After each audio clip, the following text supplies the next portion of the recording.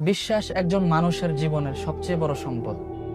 মহান রব্বুল আলামিনের উপর যদি বিশ্বাস না থাকে, সেই মানুষের জীবনে অশান্তির অভাব নেই।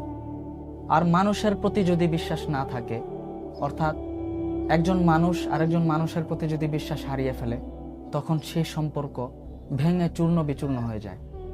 মহান রব্বুল আলামিন পবিত্র কোরআনের মধ্যে বলেন, তোমরা আমার প্রতি ঈমান আনো, অর্থাৎ বিশ্বাস আনো, তাহলে আমি তোমাদের জন্য যথেষ্ট হয়ে যাব। সুবহানাল্লাহ। একটা বিষয় দেখেন ভাই, মানুষ তার জীবনে যদি অনেক বেশি উন্নতি করে, তাহলে কিন্তু সেটা বিশ্বাসের মাধ্যমে অর্জন করে। আর যদি জীবন ধ্বংস হয় কিংবা জীবনে অবনতি হয়, তাহলে কিন্তু সেটা বিশ্বাস ভঙ্গ করার কারণেই হয়। রাসূল সাল্লাল্লাহু আলাইহি ওয়াসাল্লাম বলেছেন যে মুনাফিকের 3টি লক্ষণ। সেটি হলো, প্রথমত সে কথা বললে প্রতিটি কথাই মিথ্যা কথা বলে, আর দ্বিতীয়ত হলো সে ওয়াদা রক্ষা করতে পারে না, আর 3 নম্বর হলো আমানতের খেয়ানত করে।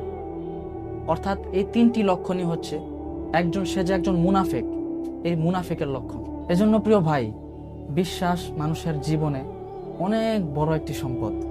এই সম্পদ যেন আমরা কখনোই না হারিয়ে ফেলি। আমরা সর্বদা চেষ্টা করব একে অপরের বিশ্বাস সুন্দরভাবে রক্ষা করার জন্য, তাহলে আমাদের জীবনটা সুন্দর হবে। আল্লাহ আমাদের সবাইকে সঠিক বুঝ দান করুন। আমিন।